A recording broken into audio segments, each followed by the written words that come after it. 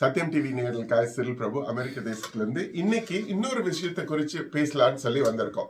இப்போ பார்த்தீங்கன்னா 5 நாள் ஆச்சு பிரசிடென்ட் ட்ரம்ப் வந்து தன் ஆட்சிக்கு வந்து இந்த 5 நாளுக்குள்ள அவங்க வந்து ஏறக்குறைய 300 ஆர்டர்ஸ் சைன் பண்ணியிருக்காங்க. நிறைய ஆர்டர்ஸ் வந்து ரொம்ப வரவேற்கத்தக்கதா இருக்குது. பார்க்கும்போது நான் பார்க்குறேன் நிறைய டிவி இந்த பாட்காஸ்டர்ஸ்லாம் சொல்லும்போது ட்ரம்ப்போட அதிரடி இந்தியாவுக்கு ஆப்பு அப்படி இப்படிலாம் நிறைய பேர் பேசுகிறாங்க. ஆக்சுவலாக வந்து ஒவ்வொரு ஆர்டரையும் நம்ம தனித்தனியாக எடுத்து பார்க்கும்போது அதில் ஒரு சில ஆர்டர்ஸ் வந்து நல்ல விஷயங்களை ரொம்ப சீக்கிரத்தில் கொண்டு வந்து சேர்த்த மாதிரி இருக்கு.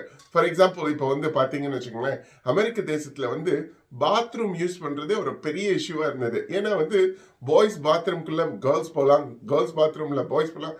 இது மாதிரி ஒரு ஒரு ஒரு வேறுபாடு இல்லாமல் எல்லா பாத்ரூம் யூஸ் பண்ற மாதிரிலாம் இருந்தது.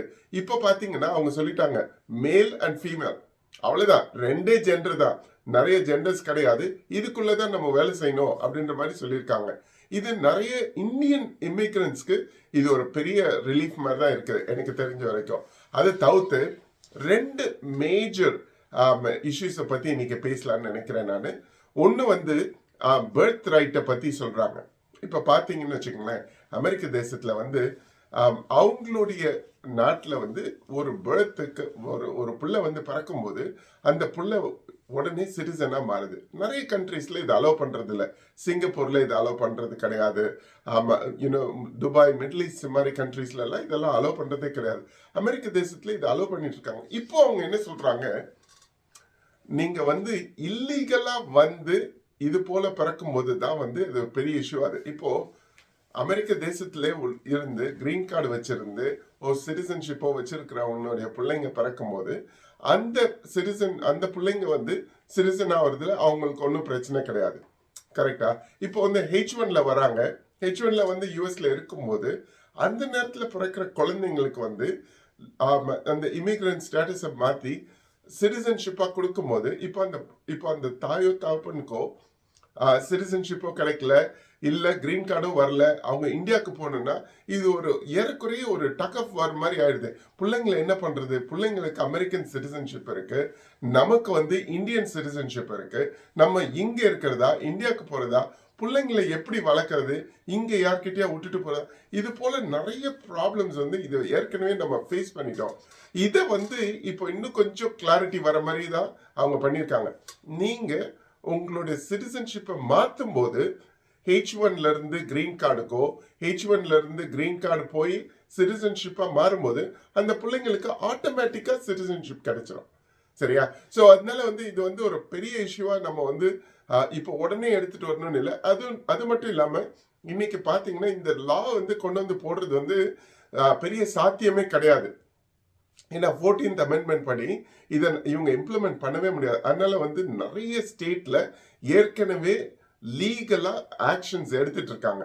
ஸோ அதனால வந்து இதை மாற்ற முடியுமான்னு சொன்னா நிச்சயமா முடியாது. ஸோ அதனால சிட் பேக், ரிலாக்ஸ், நம்ம வந்து will come back and talk more about this இதை பத்தி.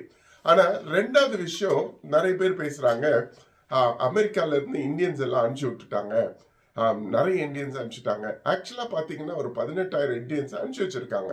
ஏன்னா வந்து அவங்க டாக்குமெண்டடா இந்தியால இருந்து வரல, அவங்க வந்து ஸ்ட்ரெயிட் ரோட்ல வரல. சில வேளையில இவங்க என்ன பண்றாங்க, இந்த க்ரூஸ் லைன்ல வந்துட்டு ஏதாவது ஒரு போர்ட்ல இறங்கிட்டு அவங்க அங்கே அப்படியே தங்கிடுறாங்க, திரும்பி உள்ள போறதுல.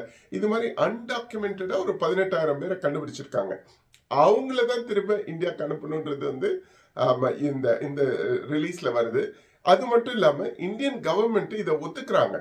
ஆக்சுவலா வந்து இங்க இருந்து வர்றவங்களை நாங்க திருப்பி ஏத்துக்கிறோம் அப்படின்னு சொல்லி எக்ஸ்டர்னல் அஃபேர்ஸ் மினிஸ்டரும் இதை வந்து பேசியிருக்காங்க. இந்தியாவும் இவங்களை அக்செப்ட் பண்றாங்க திருப்பி வர்றதுக்கு. இப்ப பாத்தீங்கன்னா இவங்க 20 மில்லியன் இல்லீகல் இமிகிரன்ஸை யூஎஸ்ல இருந்து டீபோர்ட் பண்ணணும்னு சொல்றாங்க. அதுல 18,000 சொல்றது வந்து 3% தான். சரியா? இப்போ இதை தவிர்த்து அமெரிக்கால ஏறக்குறைய 50 லட்சத்துக்கும் மேலான இந்தியர்கள் இருக்கிறாங்க. ஓகே, அவங்க யாரையுமே இவங்க பாதர் பண்ணல, அவங்க எல்லாரையும் அப்படியே விட்டு தான் வச்சிருக்காங்க. ஸோ அதனால வந்து இது ஒரு இஷ்யூ தான். ஆனா வந்து இந்த இஷ்யூ வந்து is not big enough for you know the discussions. இப்போ இதை வந்து ஒரு பெரிய இஷ்யூ மாதிரி ஆக்கி எல்லாரும் இதை பற்றி பேசுறாங்க.